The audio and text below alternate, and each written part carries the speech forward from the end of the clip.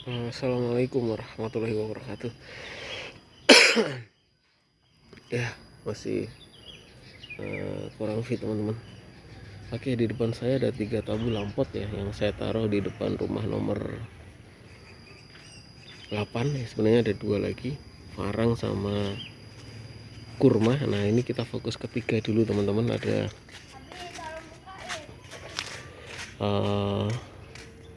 kristal merah jumbo okulasi ya, kemudian kelengkeng mata lada okulasi, dan jambu air madu deli hijau okulasi juga teman-teman.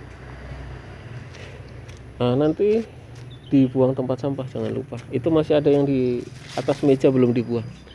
Nah, baik teman-teman, kita dari sebelah kanan dulu ya teman-teman. Jadi ini sudah berbuah 1 kali dan kondisinya sangat rimbun, dan ini salah satu tipikal tabu lampot yang disukai sama para penghobi teman-teman. Dan ujungnya belum sempat saya potek-potekin. Nah, ini saya potek-potekin tujuannya agar lebih rimbun lagi, agar bercabang lagi teman-teman.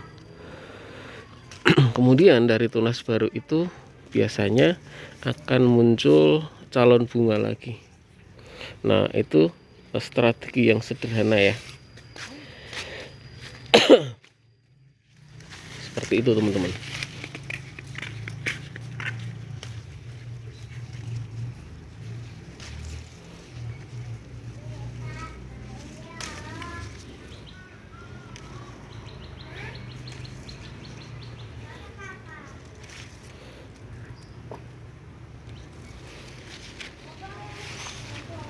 Nah, udah kayak metik daun teh aja teman-teman.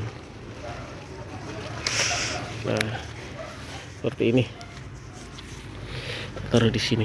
Nah, jadi kita cek ya apakah sudah ada calon bunganya. Rimbun sekali teman-teman. Ibaratnya kalau kata orang ini sudah jadi. Jadi ini saya lepas 200k.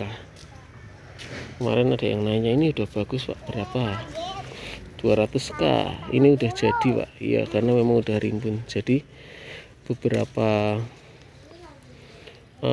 penikmat penghobi pun juga kadang-kadang mencari seperti ini teman-teman. Tapi yang perlu diketahui adalah proses untuk mendapatkan ini kan pasti butuh waktu, tentunya perawatan yang maksimal juga teman-teman. Luar biasa ya, rimbun sekali. Dan ini juga berdampak juga kalau terlalu rimbun. Jadi harusnya memang kita kurangin bagian-bagian yang memang tidak produktif, tunas air, kemudian bagian-bagian yang di area dalam, karena agar matahari itu bisa masuk ke dalam batang bagian dalam teman-teman, batang bagian dalam seperti itu. Cuman ya terkadang penghobi menginginkan seperti ini teman-teman, menginginkan seperti ini. Tapi ya setidaknya kita bisa mengurangi agar tidak terlalu banyak lah tunas-tunas baru atau daun-daun tua yang area dalam, sehingga sinar matahari bisa masuk ke sana. Nah, seperti itu teman-teman. Sayangnya saya nggak bawa gunting ranting ya. Nah, tapi tunas-tunas air bisa kok. Ini yang pendek-pendek kecil-kecil itu kita rapikan. Nah, oke, sehingga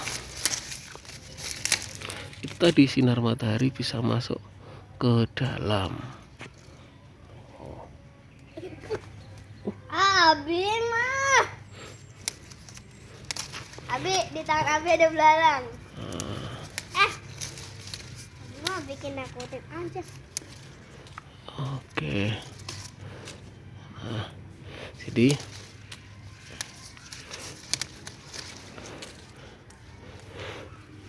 ranting-ranting baru bisa terlihat dari luar, sehingga bisa memancing potensi munculnya apa teman-teman, bakal bunga atau bakal buah. Nah, ini trik sederhana ya dalam memancing munculnya bakal bunga atau bakal buah pada pohon yang terlalu rimbun ya. Jadi usahakan ranting-ranting tunas bagian dalam atau daun-daun yang bagian pangkal itu kita kurangi agar tadi tunas matahari, sinar matahari bisa masuk ke bagian dalam seperti itu teman-teman. Nah, memang tingkat kerimbunannya berkurang, tapi setidaknya kita bisa mengurangi volume daun di area-area yang sangat rimbun.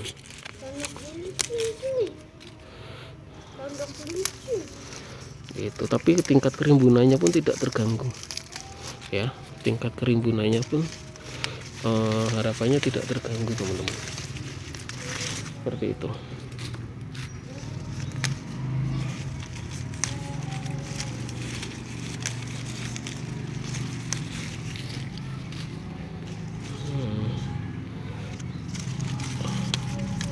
Jadi agar nutrisinya itu apa ya, tidak hanya fokus ke ranting aja, tapi juga bisa memunculkan bakal bunga atau bakal buah. Nah, strateginya seperti itu teman-teman. Oke ya.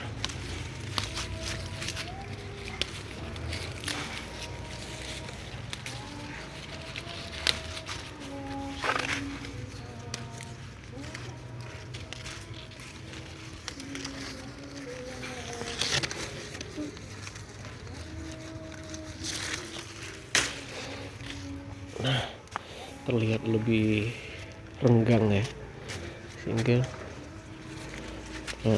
potensi hama untuk berkembang biak juga bisa dicegah karena daunnya tidak saling tumpang tindih.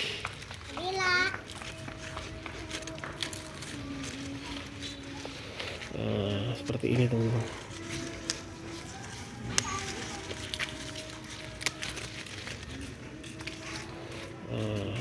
Oke.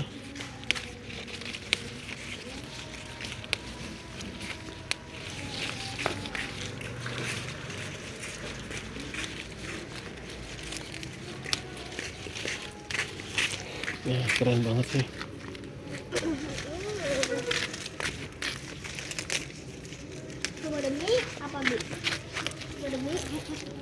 Oke.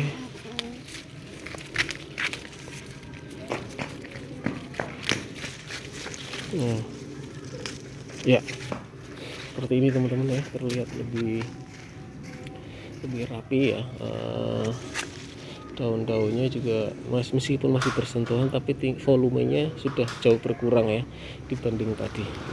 Nah, ini hal-hal ini kelihatan sederhana ya, tapi kadang orang jarang melakukan karena memang kepancing rimbun tadi. Ini masih rimbun, jadi orang pun masih tertarik. Seperti itu teman-teman. Dan ini kita ke kelengkeng ya. Jadi di mata lada ini semuanya tiga-tiganya ini memang sambung. Jadi rencana di bagian tengah ini nanti kita akan cangkok teman-teman, kita akan perbanyak secara cangkok. Nah, kemarin itu sudah berbuah. Nah, ini kita pangkas agar muncul tunas-tunas baru. Nah, dari tunas-tunas baru itu biasanya akan muncul bakal bunga. Selalu seperti itu ya, karakteristiknya mayoritasnya seperti itu. Apalagi kelengkeng, mangga, dan kedondong. Begitu keluar buah, panen, pangkas, tunas baru akan muncul bakal bunga, seperti itu teman-teman. Jadi nanti rencananya kita akan pangkas ya untuk yang tengah, posisi tengah ini.